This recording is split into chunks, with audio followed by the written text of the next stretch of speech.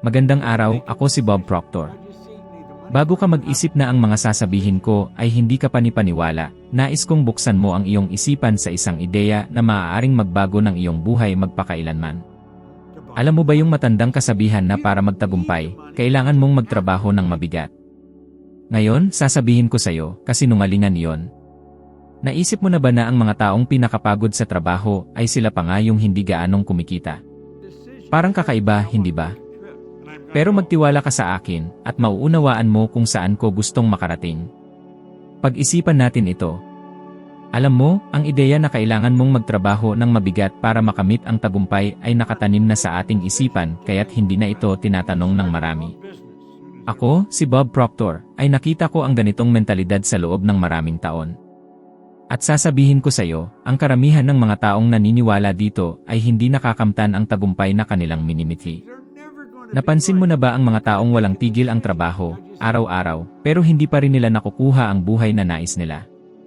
Marami akong kilalang ganito. Trabaho sila ng trabaho, ginagawa ang lahat ng kanilang makakaya, pero sa pagtatapos ng buwan, patuloy pa rin silang nahihirapan magbayad ng kanilang mga bills, nangungupahan, nagmamaneho ng mga luma at, sa maraming pagkakataon, walang malinaw na pananaw sa hinaharap. Bakit kaya nangyayari ito? Ang sagot ay nasa maling paniniwala na ang matinding trabaho ang susi sa tagumpay. Naalala ko ang isang pangungusap mula sa aklat na Think and Grow Rich ni Napoleon Hill na nagsasabing, kung isa ka sa mga naniniwala na ang matinding trabaho at katapatan ang magdadala ng yaman, itapon mo na ang ideyang iyan dahil hindi ito totoo. Tumagos ito sa akin dahil sa maraming taon, naniwala rin ako dito. Ang matinding trabaho, mag-isa, ay hindi ka dadalhin sa kahit saan. Ang sikreto ay nasa kung paano mo ginagamit ang mga tamang prinsipyo at hindi lang basta sa dami ng oras na inilaan mo sa isang bagay. Inilaan ko ang aking buhay sa pag-aaral kung paano mag-isip ang mga tunay na matagumpay na tao. At hindi sila yung mga tao na abala sa trabaho, walang oras para sa iba, laging nagmamadali at hindi nakakakita ng resulta. Sinuri ko ng mabuti ang mga tulad nila Henry Ford, Thomas Edison at iba pang mga alamat na nagbago ng mundo. Hindi sila nagtatrabaho ng mabigat. Ang ginagawa nila ay ang kanilang minamahal at ginagamit ang mga tamang prinsipyo. Kapag mahal mo ang iyong ginagawa, hindi mo na nararamdaman ang paglipas ng oras. Ang trabaho ay nagiging isang kasiyahan. At ito ang tunay na nagdadala ng tagumpay. Kapag ginagawa mo ang iyong minamahal, hindi mo na muling titingnan ang trabaho bilang isang obligasyon. Makikita mo ito bilang isang pagpapahayag ng kung sino ka. Tignan mo, ang susi sa tagumpay ay hindi nasa dami ng oras na inilaan mo, kundi sa halaga ng mga ideya na iyong ginagamit at sa focus na mayroon ka. Kapag nagsimula kang maunawaan ito, magsisimula ang pagbabago sa iyong buhay ng kamangha-mangha. At sasabihin ko pa, kapag nagsimula kang mag-apply ng mga prinsipyong ito, magsisimula ding magbago ang iyong realidad sa harap ng iyong mga mata. Maiintindihan mo na ang pera ay hindi isang bagay na kailangan mong ipaglaban, kundi isang bagay na sumusunod sa iyo kapag kaalin ka sa mga tamang ideya. Alam ko na parang nakakabaliw ito para sa ibang tao, pero mag-isip ka muna saglit. Ako mismo ay dumaan sa ganitong proseso. Nagsimula ako sa isang sitwasyon kung saan ako ay sobrang frustrated at walang alam na solusyon patungo sa tagumpay. Ngunit ang pagbabago ay naganap lamang nang itigil ko ang pagtuon sa matinding trabaho at nagsimula akong magtuon sa mga ideya at prinsipyo na nagdudulot ng tunay na resulta. Ang pera ay sumusunod sa mga ideya, hindi sa pagsusumikap. Ang sikreto ay maging matalino sa iyong oras at enerhiya. Mukhang simple, ngunit ito ay isang malalim na pagbabago ng pananaw. Hindi ito tungkol sa pagpapagod ng katawan, kundi sa kung paano ka mag-isip, kung paano mo istruktura ang iyong mga aksyon. Ngayon, maaaring nagtatanong ka, Bob, paano ko ito babaguhin? Paano ko maisasabuhay ang mga prinsipyong ito sa araw-araw? Sasabihin ko sa iyo na ang unang hakbang na kailangan mong gawin ay itigil ang paniniwala na kailangan mong magdusa para makamit ang tagumpay. Kapag binago mo ito sa iyong isipan, kapag tunay mong naintindihan na hindi ang matinding pagsusumikap ang susi, magbubukas ka ng pinto patungo sa isang bagong mundo ng mga posibilidad. Hamon ko sa iyo ngayon, tingnan ang iyong buhay at itanong ang isang simpleng tanong, ginagawa ko ba ang mga bagay na mahal ko? O ako ba ay naiinip sa isang routine ng matinding trabaho, na hindi talaga buhay ang ginagawa ko? Ang sagot sa tanong na ito ay magpapakita sa iyo ng daan. Kapag mahal mo ang iyong ginagawa, ang trabaho ay nagiging kasiyahan, hindi pasanin. At hindi ito isang pangarap na ideya, hindi ito isang bagay na sinasabi ko lang para magbigay inspirasyon sa iyo. Naranasan ko ito. Naitaas ko ang aking sarili mula sa kahirapan dahil itinigil ko ang pagtatrabaho dahil lang sa obligasyon at nagsimulang mag-apply ng tamang mga prinsipyo. Ang buhay ko ay nagbago. Ngayon, isipin mo ang isang tao tulad ni Taylor Swift. Siya ang naging pinakamataas na kumikitang artista noong nakaraang taon. Ano ang ginawa niya na espesyal? Hindi siya nagtrabaho ng higit pa kaysa sa ibang mga artista. Ginawa niya ang kanyang minamahal at inapply ang mga tamang prinsipyo. Hindi ito tungkol sa pagsasakripisyo at pagpatay sa sarili sa trabaho. Ito ay tungkol sa paghahanap ng iyong layunin at pagsunod sa mga batas ng tagumpay. Alam ko na para sa maraming tao, ang ideya na ito ay mararamdaman na mahirap paniwalaan. At naiintindihan ko yon. Ngunit maaari ko kayong tiyakin ng isang bagay, kung ititigil mong mag-focus sa matinding trabaho at magsisimulang mag-focus sa bagay na talagang mahal mo, gamit ang mga prinsipyong matutunan mo dito, makikita mo ang pagbabago sa iyong buhay. Hindi ito isang mabilis na daan, ngunit ito ang tamang daan. At maniwala ka, dadalhin ka nito ng mas malayo kaysa sa iniisip mo. Kaya't huwag ka nang malito. Hindi ito tungkol sa kung gaano karaming oras ang iyong inilalagay. Ito ay tungkol sa kung paano mo ginagamit ang iyong oras, iyong mga ideya, at iyong enerhiya. Ang matinding trabaho ay hindi magdadala sa iyo sa tagumpay. Ang magdadala sa iyo ay ang tamang mentalidad at ang pagsunod sa mga tamang prinsipyo. Kapag nagsimula kang mag-apply nito, natural na darating ang tagumpay. At tandaan, ang buhay ay hindi dapat ipamuhay sa mode ng kaligtasan. Dapat itong ipamuhay ng may layunin, passion, at kasaganaan. At ito, kaibigan, ay makakamtan mo kapag nagsimula kang baguhin ang iyong mentalidad at sundan ang tamang daan. Ang sobrang pagsusumikap ay hindi magdadala sa iyo sa tagumpay. Natutunan ko ito sa pinakamahirap na paraan. Sa loob ng maraming taon, akala ko ang tagumpay ay nakatali sa kung gaano ka nagsasakripisyo at kung gaano ka nagtatrabaho. Ngunit ako ay mali. Ang talagang gumagawa ng pagkakaiba ay hindi kung gaano ka nagsusumikap sa pisikal, kundi kung paano mo ina-apply ang tamang mga prinsipyo at matalinong mga estratehiya sa lahat ng iyong ginagawa. Kapag naniniwala kang ang matinding trabaho lamang ay magdadala sa iyo ng yaman, niloloko mo ang iyong sarili. Ang tagumpay ay hindi dumarating mula sa bulag na pagsusumikap. Dumarating ito mula sa isang matalinong aplikasyon ng mga ideya, kaalaman, at isang mentalidad na nakahanay sa kasaganaan. Nakilala ko ang maraming tao na nagtatrabaho ng walang tigil, araw-araw, at sa kabila nito ay patuloy na nahihirapan sa pagbabayad ng mga bills. Sila ay nakulong sa isang routine ng patuloy na pagsusumikap, ngunit hindi nila tinatamasa ang mga bunga na inaasahan nila. Ang problema ay hindi ang trabaho mismo, kundi ang kakulangan ng malinaw na direksyon at ang kawalan ng kaalaman sa mga tamang prinsipyo. Pinag-aralan ko ang mga dakilang guro ng tagumpay, tulad nina Henry Ford, Thomas Edison, at iba pa. At alam mo ba kung anong napansin ko? Hindi sila basta nagtatrabaho ng higit pa o nagsasakripisyo ng buong oras. Ang kanilang ginagawa ay naglalapat ng mga makabago at epektibong ideya na nakabatay sa mga partikular na prinsipyo ng tagumpay. Sila ay nagtatrabaho ng matalino, nakatuon sa mga epektibong estratehiya, at hindi lamang sa pisikal na pagsusumikap. Ang sikreto ay maging estratehiko, mag-apply ng mga tiyak na prinsipyo na ginagawang mas epektibo ang iyong trabaho. Hindi ang dami ng oras na inilalagay mo, kundi kung paano mo ginagamit ang mga oras na iyon.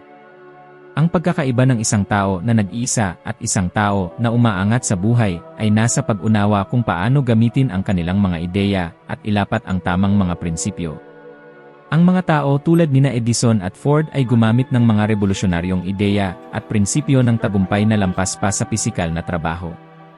Nagsimula sila sa isang malinaw na pananaw ng kanilang mga layunin at pagkatapos ay inilapat nila ang tamang mga prinsipyo upang makamtan ang mga ito. At alam ko na marami sa atin ang natatakot na kung hindi tayo magtatrabaho ng walang humpay, hindi tayo magiging matagumpay. Ngunit ang takot na ito ay pinapalakas ng maling paniniwala na ang dami ng trabaho ang nagtatakda ng tagumpay. Alam ko ito dahil naniniwala din ako sa kasinungalingang ito noon. Ngunit ang katotohanan ay, maaari kang magtrabaho ng higit pang mga oras kaysa sa iba, at hindi pa rin makuha ang mga resulta na nais mo. Ito ay dahil hindi sapat ang pagsusumikap kung hindi mo inilalapat ang tamang mga estratehiya. Ngayon, mag-isip ka muna, napag-isipan mo na ba kung paano mo ginagamit ang iyong oras? Ini-invest mo ba ang iyong enerhiya ng matalino o gumagawa ka lang ng mga bagay-bagay ng walang saysay? Kung wala ka pang malinaw na estratehiya o hindi mo nauunawaan ang mga tamang prinsipyo na dapat gamitin, panahon na upang baguhin ito. Ang matalinong paggawa ng trabaho ay hindi nangangahulugang magtrabaho ka ng mas kaunti, kundi magtrabaho ng mas nakatuon at may estratehiya. Ito ang magdadala sa iyo ng tagumpay. Hindi ito tungkol sa kung gaano kakaraming oras nagtatrabaho, kundi kung paano mo ginagamit ang oras na yon upang ilapat ang mga ideyang talagang gumagana. Handa ka na bang magtrabaho ng mas matalino at hindi ng mas mahirap?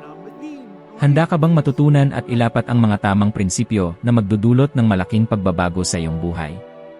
Kapag nagsimula ka ng ilapat ang tamang mga estratehiya, ang mga resulta ay magsisimula ring lumitaw ng natural. Ang pera at tagumpay ay magsisimula ng dumaloy kapag nagsimula kang kumilos batay sa mga tamang prinsipyo. Ang susi ay tumigil sa paghihirap sa mga walang saysay na trabaho at magsimulang magtrabaho ng may kalinawan at talino. Masasabi ko sa iyo na, kung magtutuon ka sa pagkatuto at wastong pag-apply ng mga prinsipyo ng tagumpay, makikita mong magbabago ang iyong buhay sa isang paraan na hindi mo inisip na mangyayari. Hindi ang pisikal na trabaho ang magdadala sa iyo ng tagumpay, kundi ang estratehikong aplikasyon ng mga ideya. At kapag natutunan mo ito, hindi na magiging mahirap ang tagumpay, ito ay mangyayari ng kusa. Ang susi sa ganap na pagbabago ng iyong buhay ay, walang alinlangan, ang paggawa ng mga bagay na iyong minamahal. At naniniwala ako sa akin sinasabi. Kapag naglaan ka ng iyong sarili sa isang bagay na tunay mong minamahal, hindi na magiging pabigat ang trabaho. Sa katunayan, hindi mo na rin mararamdaman ang oras na lumilipas dahil lubos kang nakatuon at abala sa iyong ginagawa. Ang sikreto ng tagumpay ay hindi nakasalalay sa matinding paggawa, kundi sa paggawa ng iyong minamahal ng may passion at layunin. At kapag nagsimula ka ng gawin ito, ang mga pintuan ng tagumpay ay magbubukas sa mga paraan na hindi mo inaasahan. Alam ko na maaaring mukhang simple lang ito o isang klise, ngunit ipagpapalagay ko sa iyo, naranasan ko ito. Sa mga nakaraang taon, nagsagawa ako ng mga bagay na hindi ko minamahal. Sinusunod ko lang ang mga sinasabi ng mga tao sa paligid ko kung ano ang dapat kong gawin. Ang problema ay, kapag ikaw ay gumagawa ng isang bagay na hindi mo minamahal, ang enerhiya na inilalagay mo dito ay nagiging kalat. Nababagot ka, pagod ka sa pisikal, mental, at emosyonal na aspeto. Ang buhay ay nagsisimulang magmukhang isang pasanin. At hindi ito ang dapat na buhay. Naranasan ko ito at alam ko na marahil naranasan mo na rin ito. Nang sa wakas ay napagtanto ko na nagtatrabaho ako sa isang bagay na hindi ko minamahal, nagsimula na magbago ang mga bagay para sa akin. Nagsimula akong mag-apply ng mga prinsipyong tinuturo ko dito at nagsimula akong gumawa ng mga bagay na talagang minamahal ko. Hindi naging madali pero naging simple. Ang sikreto ay natagpuan ko kung ano ang nagpapasaya sa akin at nagtuon ako dito. Ang pagbabago ay radikal. Hindi lamang ang aking produktibidad ang tumaas, kundi pati na rin ang kalidad ng aking buhay. Nagsimula akong maging mas malikhain, mas epektibo at, syempre, nagsimulang magpakita ang mga resulta. Dumating ang tagumpay at hindi ito dahil nagtatrabaho ako ng mas marami, kundi dahil ginagawa ko ang talagang mahal ko. Ito ang lihim ng mga tao tulad nina Henry Ford, Thomas Edison, at ng maraming iba pang mga kilalang pangalan. Hindi sila nagtrabaho ng matindi sa ibig sabihin ng pisikal na pagsusumikap. Inilapat nila ang kanilang pagmamahal, pinagsama ang pasyon sa mga tamang prinsipyo. At ito ang nagdala sa kanila ng mga kamangha-manghang tagumpay. Ginagawa nila ang talagang nagpapasigla sa kanila, at ito ang nagbigay ng malaking pagkakaiba. Kapag mahal mo ang iyong ginagawa, hindi ito nararamdamang isang pagsusumikap. Ang trabaho, sa isang paraan, ay nagiging hindi mahalaga dahil ikaw ay ganap na nakatutok sa iyong ginagawa. At ito ay isang napakamakapangyarihang bagay. Nais kong isipin mo kung ano talaga ang nagpapasigla sa iyo. Ano ang nagpapagising sa iyo tuwing umaga, puno ng enerhiya at may kislap sa mga mata? Ano ang gagawin mo kahit hindi ka bayaran dahil lamang sa iyong passion?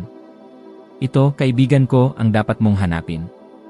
Hindi mo na kailangang maging nakatali sa ideya na kailangan mong gawin ang isang bagay dahil ito ay isang mabigat na trabaho. Ang susi ay nasa paggawa ng bagay na mahal mo, isang bagay na nagpapabilis ng tibok ng iyong puso. Kapag natagpuan mo ito, ang tagumpay ay darating bilang isang natural na kinalabasan. Hindi ito tungkol sa kung gaano karaming oras ka nagtatrabaho, kundi tungkol sa kung paano mo nararamdaman ang paggawa ng iyong ginagawa. Tingnan ang halimbawa ng mga tao tulad ni Taylor Swift, isa sa mga pinakamabayad na artist sa buong mundo. Hindi niya nakuha ang tagumpay dahil mas marami siyang ginawa kumpara sa ibang mga artista. Nakuha niya ang tagumpay dahil ginawa niya ang kanyang minamahal. Ganap siyang nahulog sa pagmamahal sa musika at, nang magtuon siya dito, nagbukas ang mga pintuan para sa isang matagumpay na karera. At hindi ito nangyari dahil naghirap siya. Hindi. Nangyari ito dahil ginagawa niya ang bagay na nagpapasaya sa kanya. Ngayon, isipin mo ang isang bagay na mas malapit sa iyo. Ano ang bagay na mahal mo gawin? Kailan ang huling pagkakataon na pinayagan mong gawin ang isang bagay para sa puro kasiyahan, nang hindi iniisip ang mga perang papasok o ang paghihirap? Kapag nagsimula kang magtanong tungkol dito, dumarating ang mga sagot ng malinaw. Marahil ay lumayo ka rito ng matagal, ngunit oras na para muling kumonekta sa iyong tunay na passion. At ang magandang balita ay, kapag natagpuan mo ang bagay na mahal mong gawin, nagsisimula na magpakita ang kasaganaan sa mga hindi inaasahang paraan. Hayaan mong ibahagi ko ang ilan sa aking sariling karanasan. Ako ay isang tao na labis na hindi nasiyahan sa aking buhay bago ko ipatupad ang prinsipyong ito. Nagtatrabaho ako sa isang bagay na hindi ako pinapalakas at ito ay direktang nakakaapekto sa mga resulta. Ngunit nagbago ang lahat nang magpasya akong sundan ang aking passion. Mula noon, hindi lamang ang aking produktibidad ang tumaas, kundi pati ang aking kaligayahan at kasiyahan. At ang pinakamagandang bahagi, nagsimula ang tagumpay sa pinansyal, dahil nagsimula kong gawin ang bagay na mahal ko ng buong puso. Ang tunay na pagbabago ay hindi nangyari dahil sa dami ng oras na inilaan ko sa trabaho, kundi dahil sa pagbabago sa aking mentalidad at koneksyon sa mga bagay na talagang nagpapasigla sa akin. Alam kong iniisip mo, pero Bob, kailangan kong magbayad ng mga bills, kailangan kong magtrabaho para sustentuhan ang aking pamilya. Naiintindihan ko ito, at alam ko kung gaano kabigat ang responsibilidad. Ngunit narito ang lihim, kapag nagsimula kang mag-apply ng mga prinsipyong ito, kapag natagpuan mo ang bagay na mahal mong gawin at nagsimula kang kumilos patungo dito, magsisimula ng magbago ang iyong buhay. Maaring tumagal, ngunit ang unang hakbang ay ang payagan ang iyong sarili na gawin ang bagay na mahal mo.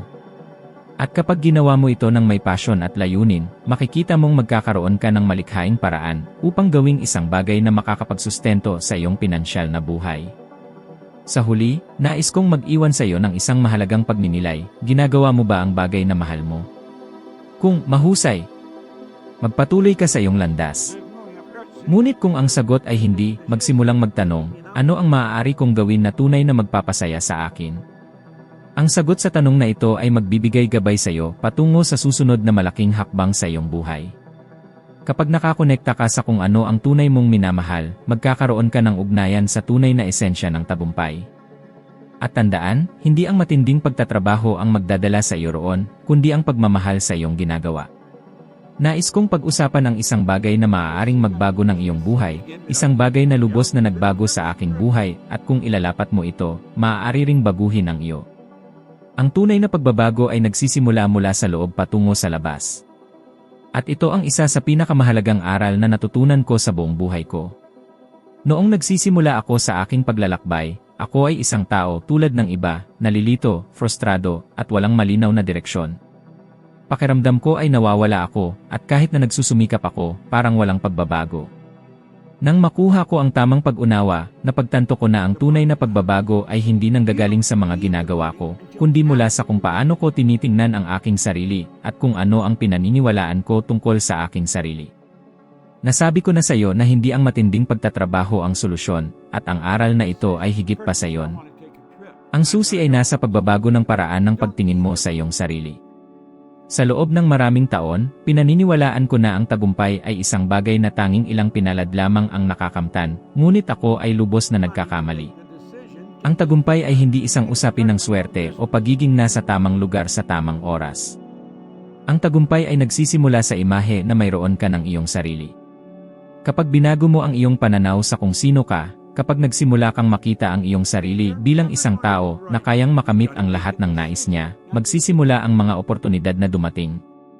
At natural na dumating ang mga ito dahil inaakit mo sa iyong buhay ang mga bagay na tugma sa iyong bagong pananaw. Ang konsepto ng imahe mental ay napakahalaga. Ipaparating ko sa iyo ang isang bagay na personal. Noong nagsisimula ako, wala akong kahit anong halaga. Wala akong pera, wala akong tiwala sa sarili, at ako ay nawawala sa landas. At tulad ng marami, tinitingnan ko ang aking buhay at iniisip ko na wala akong sapat na kakayahan upang baguhin ang aking sitwasyon. Ngunit isang araw, may isang bagay na nagising sa loob ko. Napagtanto ko na kung patuloy kong titingnan ang aking sarili bilang isang tao na walang kakayahan, walang mangyayari. At sa sandaling iyon, nagsimula akong magtrabaho sa aking sariling imahe, naniwala na nararapat akong makamtan ang higit pa, at mayroon akong mahalagang bagay na maibibigay sa mundo. Nagsimula akong imaginin ang aking sarili bilang isang tao ng tagumpay, isang tao na may layunin, isang tao na pwedeng maging masaya at magtagumpay. At ito ang talagang nagdala ng pagbabago. Ang panloob na pagbabago ay hindi nangyari agad-agad, ngunit ito ang pagbabago na nagbukas ng pinto sa tunay na kasaganaan. Nang magsimula akong makita ang aking sarili bilang isang tao na may kakayahan, ang lahat sa aking paligid ay nagsimulang magbago. Nagsimulang tratuhin ako ng mga tao ng iba, nagsimulang dumating ang mga oportunidad, at higit sa lahat, nagsimulang dumaloy ang pera sa isang paraan na hindi ko pa naranasan noon. Narito ang pinakamahalagang bagay na nais kong maintindihan mo. Hindi mo maaaring asahan na magbago ang mga bagay sa iyong paligid bago mo baguhin ang paraan ng pagtingin mo sa sarili. Magbabago lamang ang mga bagay kapag tunay mong pinaniniwalaan na nararapat ka sa buhay na nais mo. Kung nakikita mo ang iyong sarili bilang isang tao na hindi kayang magtagumpay, hindi ka rapat-dapat sa tagumpay, ganoon ka tratuhin ng mundo. Ngunit kapag nagsimula kang makita ang iyong sarili bilang isang tao na may halaga, bilang isang tao na nararapat sa pinakamahusay na maibibigay ng buhay, makikita mo ang iyong realidad na nagpapakita ng mga pagbabagong iyon. Nais kong magbigay ka ng isang simpleng pagsasanay. Tingnan mo ang iyong buhay ngayon ng tapat at itanong sa iyong sarili, paano ko ba tinitingnan ang aking sarili? Kung nakikita mo ang iyong sarili bilang isang tao na hindi pa naroroon, bilang isang tao na patuloy na lumalaban, kung gayon ang iyong realidad ay magpapakita ng ganoong larawan. Ngunit, kung babaguhin mo ang paraan ng iyong pagtingin sa sarili at simulan mong makita ang iyong sarili bilang isang taong matagumpay, isang tao na may lahat ng kailangan niya sa loob ng kanyang sarili, magsisimula ng magbukas ang mga pinto. Kapag nagsimula kang maniwala sa iyong potensyal, ang lahat ng bagay sa paligid mo ay magsisimulang magbago. Alam ko ito dahil naranasan ko ang pagbabagong ito sa aking sariling buhay. Ngayon, alam ko na maraming tao ang may mga takot at pagdududa tungkol sa kung ano ang kaya nilang makamit. Nagtatanong sila, paano kung mag-fail ako? Paano kung hindi mangyari ang mga bagay ayon sa inaasahan ko? Sasabihin ko sa iyo ang isang bagay, natural ang takot sa pagkatalo, ngunit hindi ito dapat maging dahilan upang pigilan ka sa pag-abante. Ang bawat tagumpay ay binubuo ng mga pagsubok, pagkakamali, at pagkatuto. Ang talagang mahalaga ay kung ano ang natutunan mo mula sa mga pagkakamaling iyon at kung paano mo ginagamit ang mga natutunan na iyon upang magpatuloy. Huwag matakot magkamali, matakot kang hindi magsikap. Alam ko kung ano ang maging walang kredibilidad, kung ano ang pakiramdam ng pagiging walang magawa. Naranasan ko yon at sa kabila ng lahat, binago ko ang aking buhay. Ngunit ang pagbabagong iyon ay nangyari lamang nang binago ko ang aking pananaw. Nang nagsimula akong makita ang aking sarili bilang karapat-dapat sa tagumpay, nagsimula akong kumilos ayon sa pananaw na iyon. Ang aksyon na gagawin mo ngayon ay nagpapakita ng taong nasa loob mo. At kaya nga nagsisimula ang pagbabago mula sa loob palabas. At sasabihin ko sa iyo, kapag sinimulan mong ilapat ang konseptong ito sa iyong buhay, may isang bagay na mahiwaga na nangyayari. Nagsisimula mong akitin ang mga tao, ang mga sitwasyon, at ang mga pagkakataon na tumutugma sa iyong bagong pananaw sa sarili. Naranasan ko na ito ng libu-libong beses.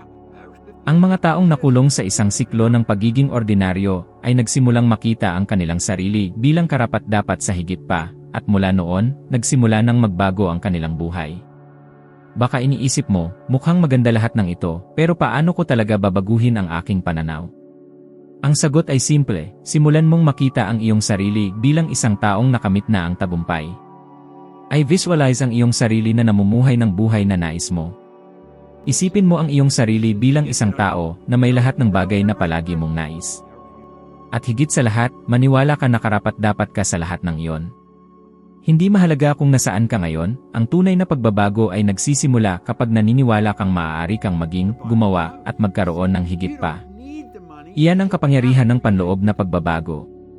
At kapag sinimulan mong ilapat ito, mapapansin mong ang mundo sa paligid mo ay nagsisimulang hubugin ayon sa iyong bagong pananaw. Huwag maliitin ang kapangyarihan ng mental na imahe. Ito ang susi upang ma-unlock ang iyong tunay na potensyal at dalhin sa iyong buhay ang lahat ng bagay na iyong nais. Magbago ka mula sa loob at ang buong mundo ay mag-adjust sa bagong bersyon ng iyong sarili. Ngayon, bago tayo magtapos, nais kong maglaan ka ng oras upang pagnilayan kung ano ang talagang mahalaga sa video na ito. Ang pinakamahalagang punto na nais kong dalhin mo ay ang pagbabago ng iyong pananaw. Ang tagumpay, ang kasaganaan, at ang tunay na pagbabago ay nagsisimula kapag nagsimula kang makita ang iyong sarili bilang isang taong may kakayahan, karapat-dapat sa pinakamagandang bagay na mayaalok ng buhay. Hindi ito tungkol sa matinding trabaho, hindi ito tungkol sa nakakapagod na pagsusumikap, ito ay ang iyong paniniwala sa iyong sarili, ang iyong panloob na pananaw kung ano ang kaya mong makamit. Iyan ang sikreto na natuklasan ng mga tao tulad nina Henry Ford, Thomas Edison, at marami pang iba. Hindi lang sila nagtatrabaho ng mas mahirap, inilalapat nila ang mga tamang prinsipyo, at higit sa lahat, naniniwala sila na karapat-dapat silang makamit ang higit pa. At karapat-dapat ka rin dyan. Ngayon, kung nadama mong tinamaan ka ng mga salitang ito, huwag tumigil dito. Sa susunod na video, tatalunin pa natin ang isang hagdang mataas sa iyong ebolusyon ng karunungan upang maging 1% na mas magaling ka kaysa ngayon. Matututo ka pa, lalago ka pa, at higit sa lahat, ilalapat mo ang kaalamang iyon upang baguhin ang iyong buhay ng mas malalim pa. Nais kong pasalamatan ka sa pagpunta rito, sa pagiging handang magbago at maging ang pinakamahusay na bersyon ng iyong sarili. Naghihintay ako sa iyo sa susunod na video, kung saan magpapatuloy tayo sa ating paglalakbay ng magkasama. Hanggang sa muli!